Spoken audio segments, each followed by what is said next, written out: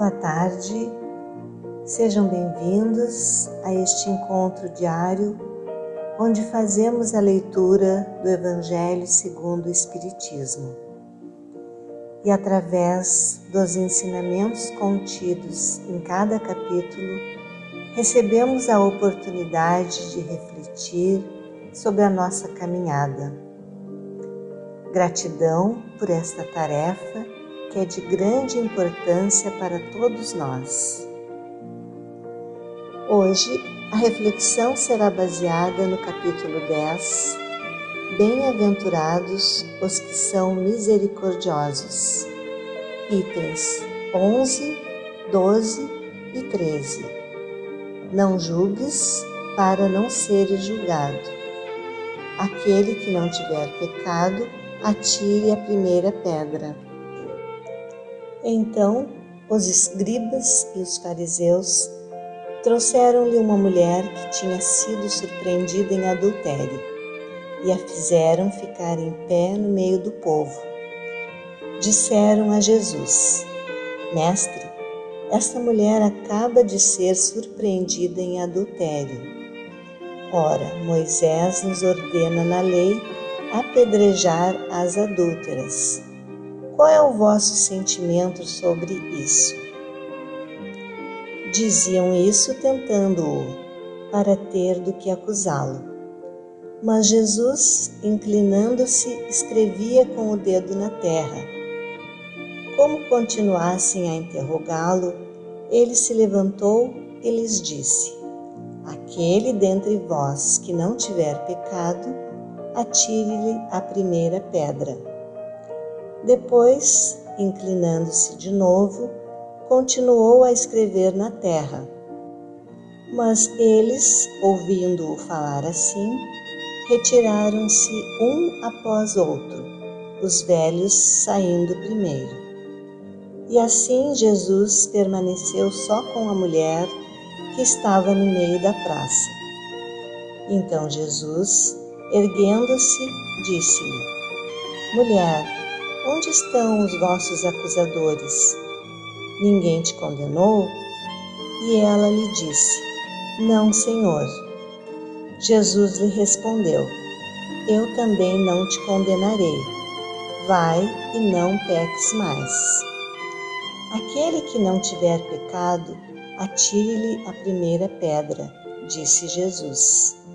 Essa máxima faz da indulgência um dever, porque não há quem não irá necessitar dela para si mesmo. Ela nos ensina que não devemos julgar os outros mais severamente do que julgaríamos a nós mesmos, nem condenar no outro o que desculpamos em nós.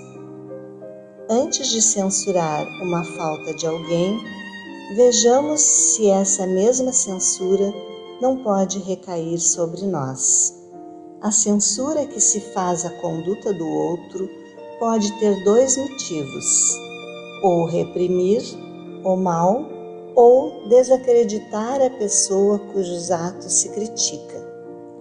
Este último ato jamais tem desculpa, pois é fruto de maledicência e maldade.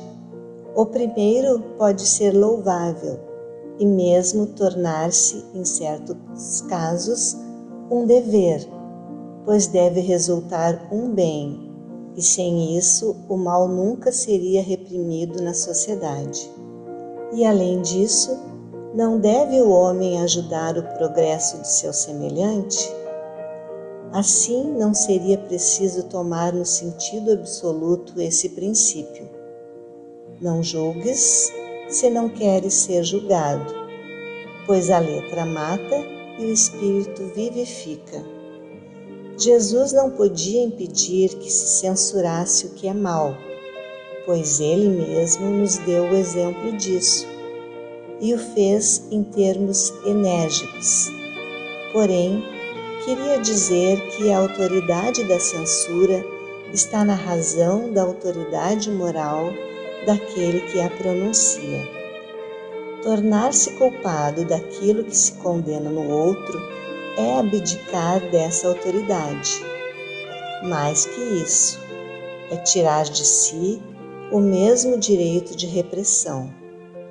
A consciência íntima, de resto, recusa qualquer respeito e qualquer submissão voluntária àquele que, tendo sido investido de um poder qualquer, viola as leis e os princípios que está encarregado de aplicar.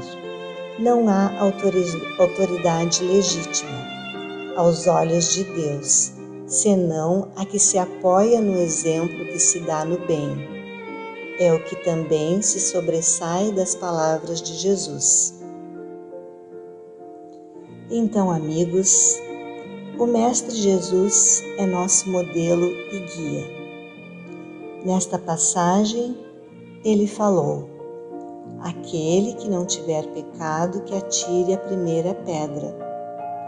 Assim, com amor e ao mesmo tempo firmeza, calou uma multidão sedenta por vingança, levando a cada um dos acusadores a refletir sobre sua conduta, percebendo seus erros e a necessidade de perdão. Calar, refletir, perdoar, ainda são atitudes difíceis para muitos de nós. Somos espíritos imortais, encarnados nesse momento, trazendo conosco uma bagagem de erros e acertos, de provas e expiações. Mas também trazemos conosco a vontade de progredir, de evoluir. Então, sigamos os exemplos do Mestre, amando sempre, e através deste sentimento, buscarmos a fé, a força e a coragem para a aquisição de virtudes voltadas ao bem e à paz, rumo à nossa felicidade futura. Que assim seja.